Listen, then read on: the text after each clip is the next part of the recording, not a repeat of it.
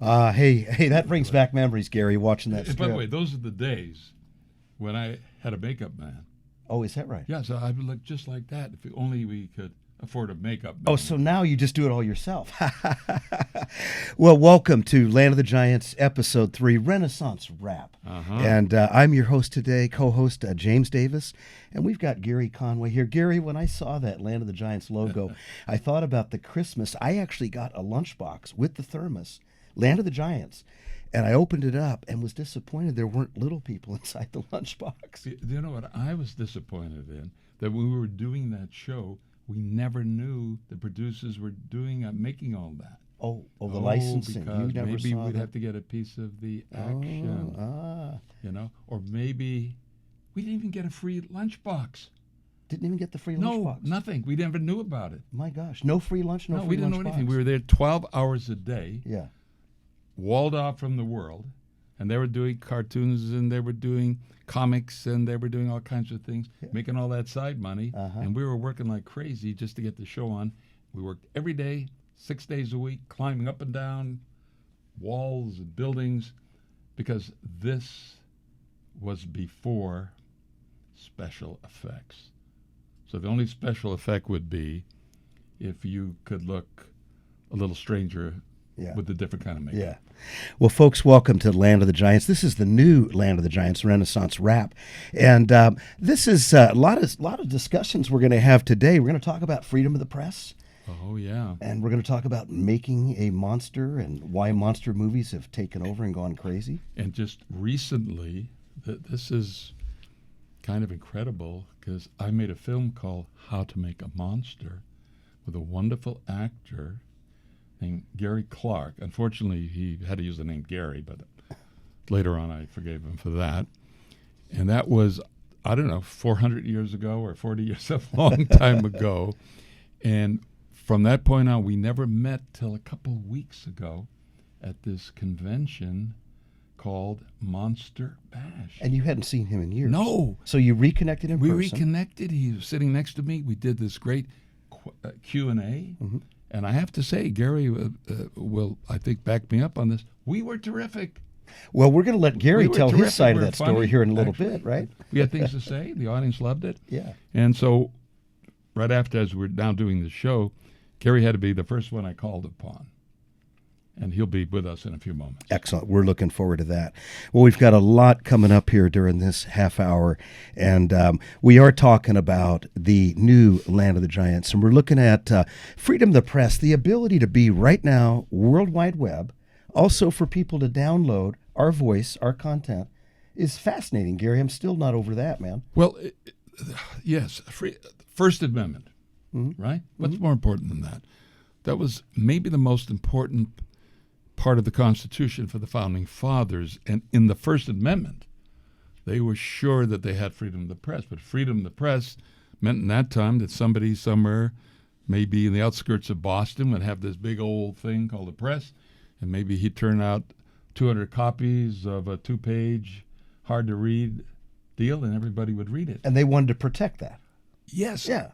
But I'm thinking right now, we're the real freedom of the press in terms of the ideal of that. Getting the information out to Because the people. even the press later and now has to be controlled by somebody.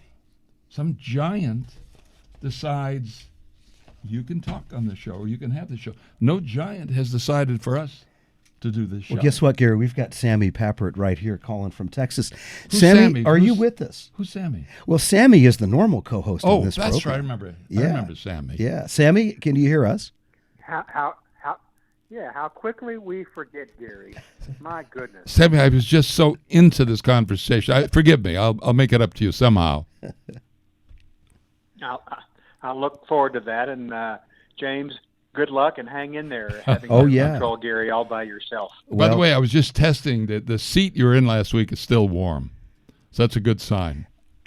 I actually, folks on TV Thank you can't. for that. Folks on TV can't see this, but I understand now what a sidekick is because he's kicked me 3 times Yeah. already. It's Oh, yeah. crazy. No. That's the Sicilian part of me. In fact, Yeah. Sammy felt that It's last completely week. involuntary. That's the one. See, Yeah. by the way, we're learning, Sam. You know that this is not unlike any other. This is not like television or theater. We have a lot of weeks and months of rehearsal. All our rehearsal is going on while we're on the air. So you're seeing raw stuff. I want to find out. Sammy, tell us a little bit about what you're doing in Texas. Gary says that you're exercising First Amendment rights, freedom of the press. What does that mean?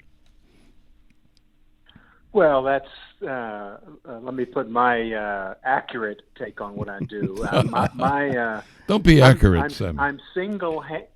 Yeah, I'm going to, at least for a moment or two, indulge me, Gary. All right. I am single-handedly, and there are other folks doing the same thing, trying to save democracy. I work with newspapers around the country, doing my very best to extend to grow their revenues. I work primarily with a piece of software that allows local sales staffs to sell more local revenue. And as a result, that gives them more time to figure out this transition to a more digital future. And I'm just completely convinced that without a free press, democracy fails. And we have 600 clients around the country and 6,000 or 7,000 reps using this particular tool. It's growing, and we're continuing to do great, but we need to do greater. Sammy, this is a subject for me, and I'm sure some of the others, that is vitally important. Are we seeing the end of the press as we know it? Are we, the new freedom of the press, being able to sit here in a town called Atascadero? And right now, what I am saying within moments can be heard all over the world with just a click. Is this something that's better than what the Founding Fathers had in mind? Do we have also other hills to climb in terms of what we have to do? We're going to do a program on this when you're here, because I think it'd be good to see you again. Yeah. I think it's that. Well, so let me react to make a point. It's a really important point, and I don't think the newspaper, the traditional put quotes around that word, newspaper industry, has done a good job of this. The reality is, and this goes across all cohorts, all demographics, that the newspaper industry has more reach now than it's ever had. Wow. Literally, it is far, far more than the Super Bowl. It is far, far more than anything you can imagine, because they have the traditional printed product. Mm-hmm. They have all sorts of allied printed products. They have a digital website, and every single one of them, the mainstream dailies and many of the 8,000 weeklies out there. So you mean all the media as well? Yeah, just to make that clear, that the newspaper today, taking advantage of all media, has more reach than ever before. Absolutely, more than ever before. Right. So that's not to take away from anything anyone else is doing, but we actually have much, much more reach. The challenge has been, from a business standpoint, how do you monetize that? And there are lots of initiatives, lots of efforts, lots of experiments, but no one has really solved that riddle completely. Well, we're trying to monetize this, by the way, and I have a little tin cup outside as we come. That's right.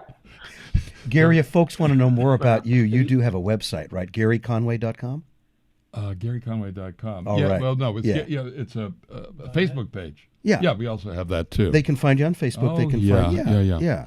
I have only 5,000 followers, another 5,000 standing by. Sammy, your comments about print media, traditional print media, still staying alive because they forayed into websites, some of the digital social media, live events, even print media that's being interviewed by the radio or comes on podcast is another branch. So they're branching out, so to speak, to stay alive. So the vital issue then of our time, and what you're doing leading this issue, is how do we keep all these great newspapers alive, because they're truly great, and be able to take advantage and monetize, and so that we now not only can listen to Renaissance Rap, but when I go home, I can also maybe check out the Dallas Morning News.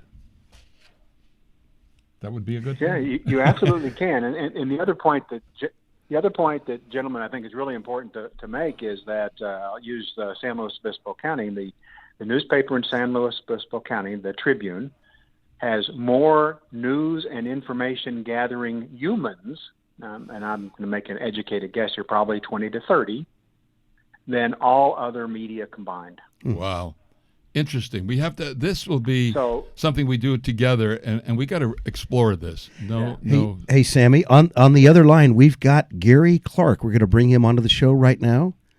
Yeah. Sammy, stand by. Fantastic. Can you? Yes. Yeah, stay with us, please. Gary, can you hear us? This is. Hi, Gary. Yes, are you? I can hear you. Excellent.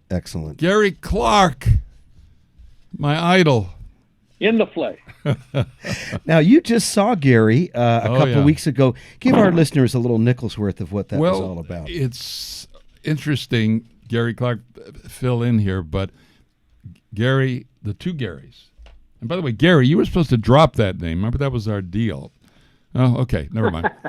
No, that was you. Oh, I was supposed to drop it. What was the name? Antonio, I think I was supposed to take on for the rest of my life. Yeah, Tony Conway. Yeah. Or Garrett. Lamont. Or Garrett. Lamont Conway. Lamont.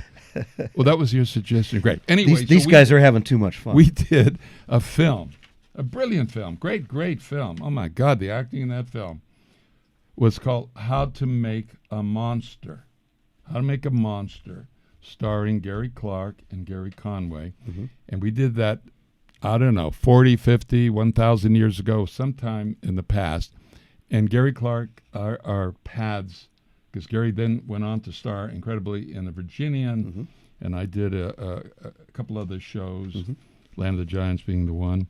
And then all these years later, we found ourselves at sitting next to each other, right, Gary? That's right. Pittsburgh. 2 weeks ago at a convention. Yeah. What was the convention all about, Gary? It was called Monster Bash. Monster Bash. Yeah, I was going to say Monster Mash, but that's a song. It's like the Graveyard Smash. And Gary's a singer, so he could sing that song for us if you so choose. Anyway, go ahead and explain how did we get together at that time? You mean on the show? Or no. When we got together, what was it like that we saw each other after all those years?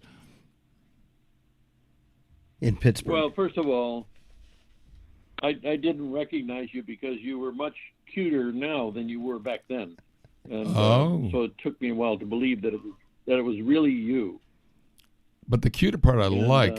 Leave your phone number. I'll get back to you later. Was it something I said, Lamont? Anyway, okay, so I'm listening. So it was a hoot for me, Gary. I don't know how it was for you, but it was like I'd only seen you a week ago. Right. It didn't. It was. Yeah, like, that was amazing. It was great. Yeah, we were actually having more fun than at that point than we did. I don't remember having fun in How to Make a Monster. Do you? No, there was no fun. It was my contract. Do not have fun. Hopefully you made a little bit of money if you didn't have fun. And by the way, Gary, I warned you on this. Since we were at that convention, I've gotten a lot of emails about the remake of How to Make a Monster. You know that. I've already communicated that to you. But they want us to star in it, in the remake. What do you think about that? I can't be ready for at least a half hour. Well, monster movies are. We were talking about this for the show. This is a remake, but you have to be realistic. It would be in a remake of How to Make a Monster. All these years later, we're not going to need much makeup. That's the good news. We'd have to spend 2 hours in the makeup. We already got the makeup. As I recall, you didn't need much makeup then, Gary. Well, that's one opinion, which I'll accept for the moment. But I think we ought to think about it seriously because there are a lot of fans out there wanting to see this remake, and I'm thinking about it being. Absolutely. I think it would be a hoot. Oh, absolutely. Good. Yeah, because who contacted you? Various. Who contacted you, and do they have the money to do it? Yes, they have the money and the will and so on. So we've got to take this seriously. So I was suggesting things like how to make a monster at the old home, and we would be monsters like maybe Teenage Frankenstein would have spinal stenosis by then. Monster aerobics for seniors or Yeah, something that's right. like that. And we haunt the old folks home. Scare the Uber driver when Yeah, they we come have to a pick beard, you up. and we got maybe a little more gentle. And we try to scare people at the old And folks I'm home. gonna look like an albino werewolf. Oh, this is funny. And to produce this totally independent, a totally Oh indie no, this movie. is look. Who would not want to see How to Make a Monster with two guys, in their 70s and 80s later on, and running around and trying to scare people when they can barely walk. Sammy, do you think this is a good candidate for a GoFundMe? Sammy's already working on the script. I can hear that pencil in the background. I'm trying to find the money for it. Oh my God, the digital age. Easy to find fun. It would be Yeah, easy it to would be find fun. funding. It would be a hoot to do, and it would make an incredible parody. And yes, absolutely, I could write that. All right. In fact, right Gary down has my written. alley. Gary, explain back, by the way, because Gary is way beyond an actor. Gary is also a Renaissance fan. Mm-hmm. That's why we got along so well, because Gary has done it all too creatively. And explain a little bit, because I was fascinated with it, your relationship in what you're doing in terms of writing for television at that point and writing for some of the great humorists of all time. Just give us a little insight into that background. I think it's quite fantastic. It was incredible. I was talking to the head of NBC publicity, Bill Kiley, and had lunch with him at NBC, and he was telling me about this show about this bumbling spy that was going to be on the air in the fall. And as he talked, something clicked, and I said, "Hey, I have an idea, and I'll write it up. You see what you think." He said, "Great." So 3 days later, I called him. I had the 30-minute script. I took it to him, and he said, "Hey, it's right down their alley. But the problem is they don't take any unsolicited scripts." And I said, "Oh, well, let me talk to my agent." And my agent, who was I was your agent at that time. Remember that? For a couple of weeks, Phil Gittleman. Ah, right. He was you weren't my agent at that time. Oh, that's right. I forgot. Right. It was later. Sorry. We want to remind our We better listeners. make this movie fast. Hey, Gary, we want to remind our listeners that losing you. it. No, but I'm interrupting. I want Gary to finish this because it's really quite remarkable. So as I was saying before, I was so rudely interrupted that my agent was busy selling refrigerators in Alaska. So he came back and he said, "Let me see what I can do." And they liked it. I was actually shooting a film. I was acting in a film called Wild Wild Winter for Universal, and we were in Lake Tahoe. I got a call, but I'll tell you, I had to submit the script under my real name, which is Clark F. Lamoureux. And I did that because when I was shooting Hondo, when I was one of the co-stars on Hondo, I gave our producer an idea for a segment. I handed it to him. He handed it back and said, "Gary, you're an actor. You act. Let the writers write." So for some reason, I thought that was the way it was. I mean, I hadn't ventured into the writing field, so I figured this was true. So when they called me, they called Clark Lamoureux, and I figured I could get by because if they knew I was an actor, they would never, No ever way. hire me, let alone read my script. Hey, Gary, just So, one moment. I want to they remind. called me- Hey, Gary, excuse me, just one moment. Go I want to remind our listeners that are just tuning in that we're talking to Gary Conway and Gary Clark. This is Renaissance Rap, the new Land of the Giants on Slow Talk Radio. Go ahead, Gary. Yeah, and I would like to let your listeners know that that's the second interruption for this story that I've been trying to tell. So I'm just saying, I'm That's just right. saying. We understand. We feel So your they, we I feel got your called- pain, Gary. 3 interruptions. So anyway, I get a call from Buck Henry, and he Ah. says, "We like your script. We want to see you." Wonderful. I get back from Lake Tahoe, and I go in to see them. However, I am disguised.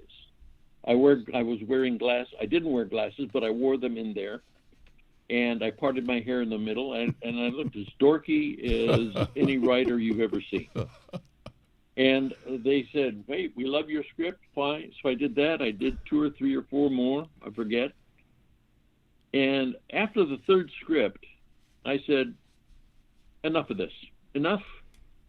I am through line. I am going to come clean, and if they don't want me, they don't want me." So I went into Buck's office, and Mel Brooks happened to be there at the same time. And I said, "Oh, good, gentlemen, there's something I want to talk to you about." Yeah, Clark, go ahead, sit down.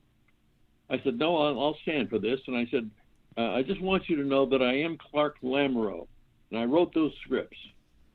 But I'm also Gary Clark, the actor." And Mel says, "Yeah, we know." I said, "What?" He said, "We know. We watch television too." I said, "When were you going to tell me?" "Well, we just wanted to see how long you'd carry it out." Oh, So we wow. laughed. I walked out, and he said, "By the way, for an actor, you write a hell of a script." Also, That was my entree yeah, and you're working into with the writing field. we're working with the giants there but the good giants of the comedy world with Mel Brooks and Oh, Buck man. Henry. What an experience! They yeah. were. Yeah. Are you still writing comedy? Because you don't sound like it. Yeah. Okay. Well, I have 2 personae. With The personae. Next week you could write some funny lines for me if I recontact you. Is that possible? Well, I wrote your lines for How to Make a Monster. So I'd be Yeah, happy to do I that couldn't for you. remember them though. You remember Again. that was very difficult. That set. There was so much tension on that set. They invented cue cards. Oh, They invented cue cards for you, Gary. Remember? kind of. Yes. Big ones? Yeah, big written ones. In Crayola, so you'd understand them. Oh, right. I thought that was for you. Those are your lines. I guess that's right. I think I ended up acting your lines. That's why the script of this day is confusing. By the way, I can't remember for the life of me the plot of How to Make a Monster. Do you remember? Because we're going to do the remake. The plot? Yeah, what plot? Yeah, absolutely. Oh, are you kidding? Absolutely, I remember the plot. It was unforgettable. Unforgivable. Every listener that you have. Oh, I didn't mean to say that. Freudian slip. Okay. But every one of your listeners knows about this movie. I'm sure they have it in their libraries. By the way, How we could have they not we have have it? Their life hundreds would be of incomplete. Gary. We have hundreds of thousands of listeners, and I think in that crowd, we will have had a lot of How to Make a Monster fans. So we get to be we should maybe not make so much fun of it and look at it with a little more reverence, perhaps. Do you want to talk about it, and I'll hum in the background? By the way, mention that because you're also a singer talking about Renaissance Man, and you didn't sing for flaky little companies, but you were singing for the big giant recording companies. Just tell us briefly about that. Again, Renaissance Man, we'd love to talk to them. I could. I'm not. I'm going to say this up front. I'm not a singer. I can sing. I can carry a tune. And I sang with groups. I was one of the first Letterman. With Really? One of the Tony first Vitella, Letterman. who owns the Wow. Letterman. Wow. Yeah. Gary, And then I got on the. And then there was a short-lived group. Actually, this was before the Letterman. Tony Vitella, Jimmy Blaine, me, and Connie Stevens. wow. And we had a group called The Foremost. And we cut a record or something. I don't remember, and I have no idea what it was or where it is today. But then when I got on By the way, I have Virginia, that record. I have it, so I'll the- give it to you next time I see you. Oh, thank you. No, don't mail it; it'll melt. Anyway, So I. what was RCA? I But you sang for. Yeah, that was the first company I sang for. Yeah. I sang for RCA, for Decca, for United Artists, or I forget now. But I've got a CD, a compilation of the songs that Gary Clark ruined forever. Didn't you do the theme song Not really. for Actually, the they're Virginian, Gary? For the Virginian, the theme song? Yeah, There you go. yeah, I did. Do you remember that? Do you remember that song? Because I'd love for you to sing it right now. Do you have anybody that can accompany you in the background? Cue cards. I'm sorry. As something happened to my phone. You'll have Something to happened speak to your up. guitar. I don't. Okay. Anyway, Gary definitely has done it all. So when we got together, this is what we were doing for 2 days. You can see, reminiscing, trying to go back in time a little bit. And Were you successful in getting Gary to sing at the convention? oh my God, we couldn't stop him. Wow. Yeah. When Almost. actually, Gary, as you remember, we did this wonderful Q&A, and the audience was laughing throughout the whole thing. It's on TV. You can see it. Not on TV, but it's on somewhere. I saw it recently on the internet, obviously. And I saw that clip. I saw that clip that you sent me, Gary, and I don't know if you saw it, but throughout the whole thing, it was just a piece of it, and throughout the whole thing, you could not see our heads. I don't know if you saw that. well, I think it was But on I have purpose. talked to the guy who. It was on purpose. I asked him not to show our heads. Because so when we make the remake of How to Make You're the the Monster, there'll be something left for people to discover, what we look like now. Brilliant, Gary. Brilliant. Oh, the PR stuff. It's, it's instinctive. Anyway, look. I talked to the guy who put the thing together. Ron was his name. I talked to him this morning, in fact. And Oh, right, Ron. He is, Ron. And the guys who are putting all this thing together are gone until the end of August, at which time they're going to come back. He will finish it, and we will both get a full-blown copy of it. Oh, that'd be great. But what I heard was funny. We were having a good time. Yeah, Hey. we really were. It was really wonderful. I was going to say Gary and Sammy That's and Gary out there on the phones. We're getting ready to wrap it up in just about a minute. Want to get your closing That's thoughts. called Renaissance Wrap It Up. Renaissance Wrap It Up. I love it. What a great outro.